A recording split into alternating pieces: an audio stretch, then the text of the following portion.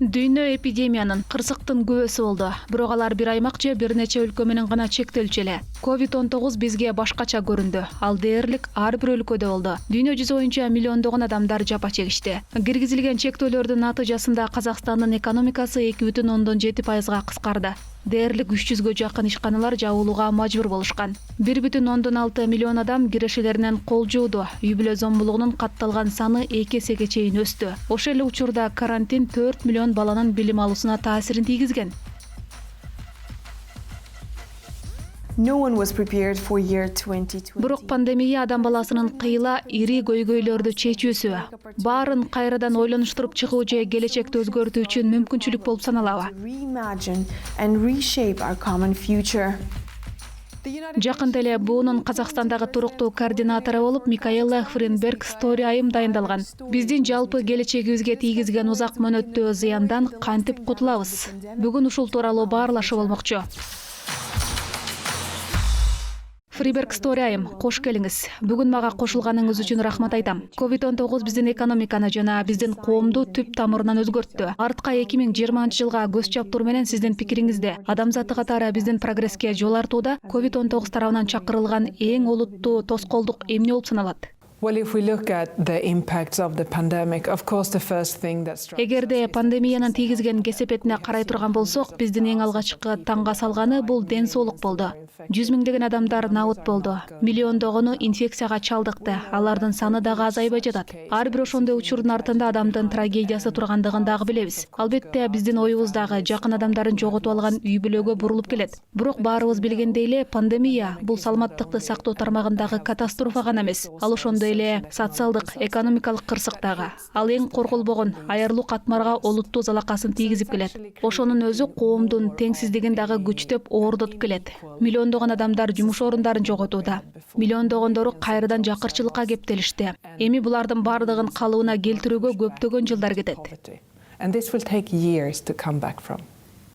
Ms. Freiberg-Stori, the World Bank has projected that another 115 million more people. Фриберг-Стори айым, Дүйнөлүк банк ушул жылы 115 миллион адам жакырчылык чегинен сырткары калат деп болжолдоодо. Казакстанда тиричилик минимумунан төмөн киреше алган калктын үлүшү 5,7%га чейин жогорулап, 1,1 миллион адамды түзүп калган.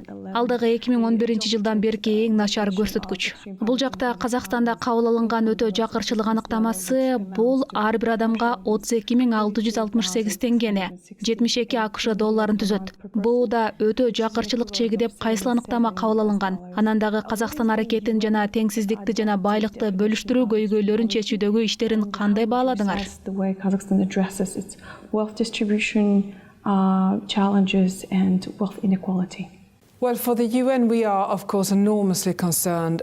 БУга кайрыла турган болсок, биз албетте пандемиянын кесепетинен улам келип чыккан социалдык экономикалык абалга кооптонуудабыз. Биз аны менен катар эле Дүйнөлүк банк айткандай миллиондогон адамдар кедейликте жана өтө жакырчылыкта кала тургандыгын дагы көрүп турабыз.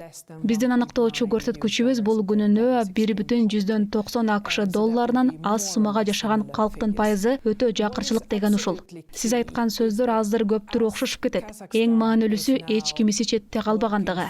Казакстан пандемиядан кийин өлкөнү калыбына келтирүү үчүн аракеттерди көрүп жатат. Саламаттыкты сактоо багыты жана социалдык экономикалык жактан дагы. Бизде өкмөт менен биргеликте биринчи кезекте аз камсыз болгондорду колдоого көңүл топтошубуз керек. Анткени дал ошолор калктын башка катмары кризистен чыгып келе жатканда арт жагында калып калбашы керек.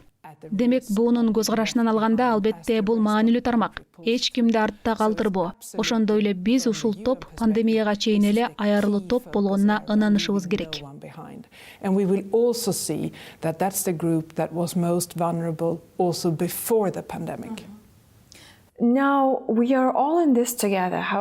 Эми биз биргебиз, бирок биздин айрымдарыбыз башкаларга караганда катуу зыян тартышты. Менин оюмча, биз ал тууралуу ачык айта баштадык. Аярылуу топтор, аялдар, балдар, мигранттар пандемия кесепетинен катуу зыян тартышты. Ошол аярылуу топтор үчүн келечектеги узакка созулган зыяндуулук кандай болушу мүмкүн? Ушул учурда биз алардын көйгөйлөрүн кантип чечишибиз керек? Well, I think the challenges are very wide, so we need to look at it from different angles. For example, if you look at now access to health. Менин оюмча көйгөйлөр абдан орчунду. Ошондуктан аларга ар тарабынан байкоо жүргүзүү керек болот. Мисалга алсак, эгерде саламаттыкты сактоо жеткиликтүүлүк, анча кымбат эмес жана коопсуз вакциналар, вакцинация программасына ким кошулгандыгы тууралуу сөз кыла турган болсок, мигранттар камтылганбы, кошулганбы, ошондой эле билим берүү, онлайн билим алууга кимдин жеткиликтүүлүгү бар, мигранттарда дистанттык билим алууга жеткиликтүүлүгү барбы, жада калса ал колунда болсо дагы ошол дистанттык жеткиликтүүлүктү алууга аларда каражаттар барбы. Саламаттыкты сактоо, социалдык экономикалык көз карашты алганда кайсы багытты тандаганыбыз деле маанилүү эмес. Биз азыр эле айтып өткөндөй, аялдар, балдар, мигранттар, мүмкүнчүлүгү чектелген адамдар оолак калып каларын көрөбүз. Биз негизги көңүлүбүздү дал ушул тармакка бурушубуз керек. Алар биз менен катарлаш келе жатканына ынануу үчүн, биздин калыбыбызга келүү нугубуздун жүрүшүндө. Мына ошондо гана бизде ушул кризисти глобалдык түшүнүүбүз бар деп адилеттүү айтууга мүмкүнчүлүгүбүз болот деп ойлойм. Of the population, and it is there that we have to focus the most to make sure that they come with us as we recover. Only then I think it's fair to say that we are having a global understanding of this crisis. Вакцинация темасы өкмөттүн эле эмес, бүтүндөй коомчулуктун дагы кооптонуусун жаратып келе жаткандыгы шексиз. Өкмөттөр натыйжалуу вакцинаны сатып алууга жана аны менен камсыз кылууга аракеттерди көрүп жатат. Ошол эле учурда коомчулук ал баарына жеткиликтүү болобу, аны чектелбестен баардыгы ала алабы деп дагы кооптонууда. Айрымдар болсо ошол вакцинадан ДСУ жакында эле 2 миллион доза вакцина алынгандыгын жарыялады. Кыскасын айтканда, жолдун акыркы жагы жарык болобу? Пандемиянын акырын көрө алабызбы? I would say that there is definitely light at the end of the tunnel, but that doesn't mean that all the spotlights. Мен жолдун акырында милдеттүү түрдө жарык бар деп айта алмакмын. Бирок ал баардык жарык берүүчү жабдуулар күйүп турат дегенди билдирбейт. Алдыда дагы узак сапар турат. Бул да биз үчүн коопсуз вакцина баардык адамдар үчүн болот. Ар бир адам ага жеткиликтүүлүктү алат деген маселе абдан маанилүү. Бирок ар бир мамлекет ошол тутум бүтүндөй кандай иштерин, өлкө саламаттыкты сактоосу калк менен тобокелдик аймагында тургандар, айрылуу катмарлар менен кандайча өз ара катыша тургандыгын өзү чечет. Ошол диалог биз буу катары ага катышкан нерсе. Бирок эгемен мамлекет катары ар бир өкмөт өзү чечет. Биз болсо акысыз, адилеттүү жана жеткиликтүү адамдар үчүн кооптуу болгон вакцина тутумун түзүп чыгууда колдоп, көмөк көрсөтүүгө кубанычта болобуз.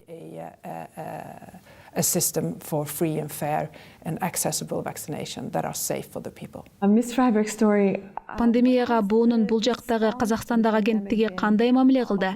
Өкмөткө, коомчулукка кандай колдоо көрсөтүлдү? to the government, to the society then? It's been very wide because, as we know, it's not only a health crisis, it's also a social economic crisis. So Колдоо ар тараптуу болду. Анткени биздин билишибизче, ал саламаттыкты сактоонун гана көйгөй эмес, ал социалдык, экономикалык дагы көйгөй. Биздин саламаттыкты сактоо тармагында аткарган иштерибизден бир нече мисалдарды келтире кетейин. Мисалы, биздин ДСУдагы кесиптештерибиз 80 тонна чукул дары-дармектерди жана жабдууларды берүү менен өкмөттү колдоого алышты. Алар саламаттыкты сактоо министрлиги аркылуу Казакстандын калкы үчүн өткөрүлүп берилген. Ошондой эле медицина таштандыларын жок кылуу менен дагы байланыштуу маселе чечилген. But it's also the online schooling, for example, where colleagues in UNICEF and UNESCO have engaged with the... Нур-Султандагы айрым дарылоо борборлоруна колдоо көрсөтүлдү. Мындан тышкары онлайн окутуулар, ЮНИСЕФ жана ЮНЕСКОдан кесиптештерибиз онлайн билим берүү менен кантип иш алып баруу керектигинен тартып, тармактагы кодолоого чейинки күрөшүүдө балдар менен коомчулукту колдоого алууга чейинки баардык нерселер менен иш алып барышты. Анткени азыр балдар виртуалдуу мейкиндикте көбүрөөк орун алып келишүүдө. Ошондой эле мигранттарга колдоо көрсөтүлдү. Ал жакта 1000ден ашык адам миграция эл аралык уюму тарабынан колдоо дагы алышкан. Over 1,000 migrants have been supported through the International Organization for Migration with the challenges that they have had. Өтүп жаткан жылы БУУнун катышуучу мамлекеттердин туруктуу өнүгүү максаттарынын кабыл алганына 5 жыл толгон турат. 17-чи максат ар бир адам үчүн туруктуу жана гүлдөгөн жашоону камсыз кылуу. Ошондой эле бүтүндөй планетанын саламаттыгы үчүн жол картасын сунуштайт. Пандемия биз тараптан алганда прогрессти артка сүрүп салдыбы же токтотуп койдубу? Ошол максаттарга жетишибиздү. Ал максаттар жүзөгө ашырылабы? As you started by indicating how many people are risking of falling back into extreme poverty, and we know the Сиз канча адам жакырчылык чегинен чыгып кетүү тобокелдигине турганы жөнүндө эске салып кеттиңиз. Пандемия биздин күнүмдүк жашообузга, курчап турган чөйрөгө жана дүйнө жүзүндөгү экономикага зыян алып келгендигин биз дагы билебиз. Демек пандемия бизди артка сүрүп салды деп айтуубуз адилеттүү болот го. Дал ошондуктан биз БУда пандемияга карата глобалдык жөнгө салуунун абдан кубаттуу социалдык экономикалык мерчемин демилгелегенбиз. Ал саламаттыкты сактоо тармагындагы жооп иретиндеги чаралар мерчеми гана эмес. Анткени ЦУР бул туруктуу өнүгүү үчүн жол картасы экендигин дагы билебиз. Аны аткарууга боло тургандыгын дагы билебиз. Бирок ал өз алдынча эле жүрө бербейт. Менин оюмча буга чейин алдыда турган көйгөйлөрдү чечүү ыкмаларын издөө үчүн өлкө ичинде жана мамлекеттер ичинде биригип иш алып баруу керектиги анчейин маанилүү эмес болчу. Countries and between countries to find ways to tackle the challenges we face. The SDGs, there are 17 of them. ЦУР, алар 17. Алар адам жашоосунун баардык багыттарын, жакырчылыкты жок кылууну, гендердик теңчиликти камсыз кылууну, климаттын өзгөрүүсү менен күрөшүүнү камтыйт. Казакстанга ошол ЦУРлар ичинен кайсыл маанилүү же алсыз тараптарына көңүл топтоосу керек болот? Among those SDGs.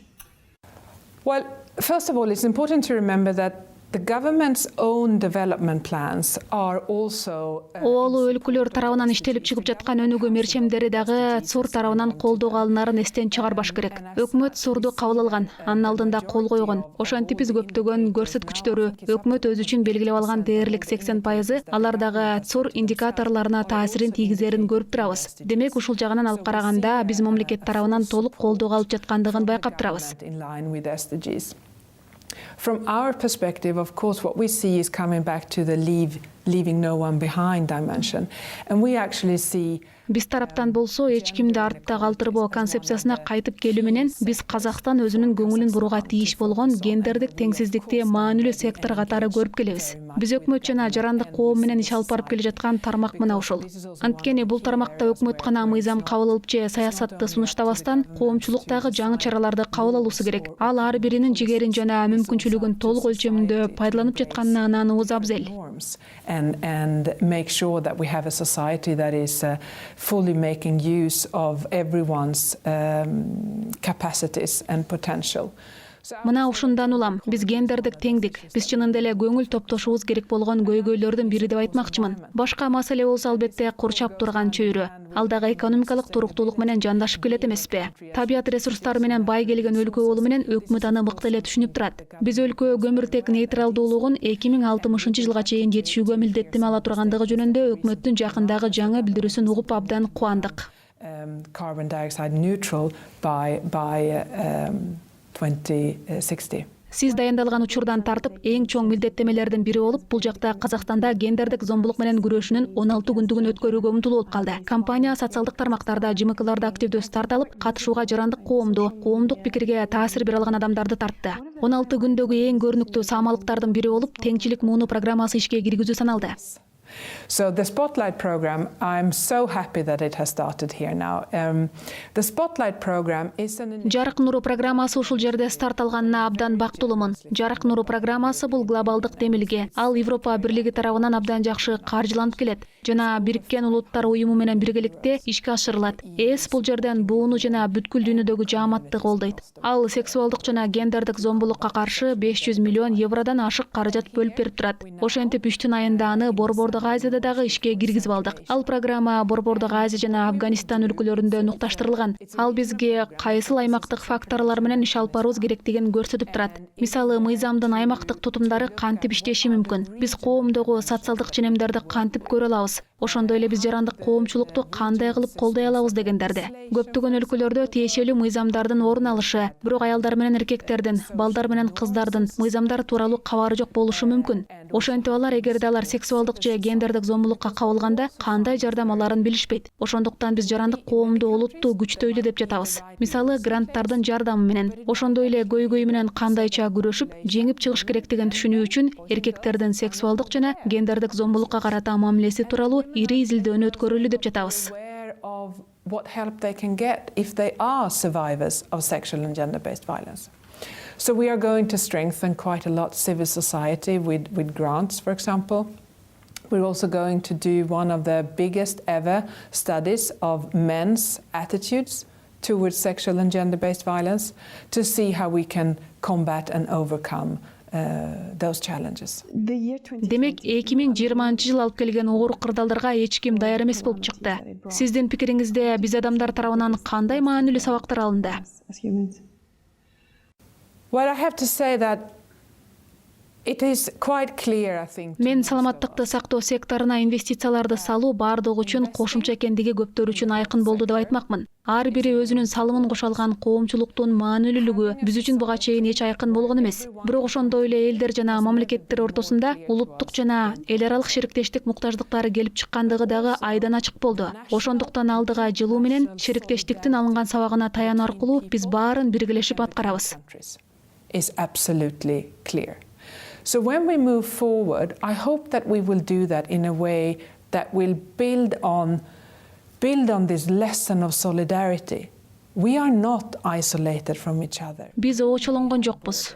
Бизде чек-аралар болушу мүмкүн. Бирок вируста ал жок. Пандемияны жеңип чыгабыз. Бирок биргелешип гана аракеттенсек.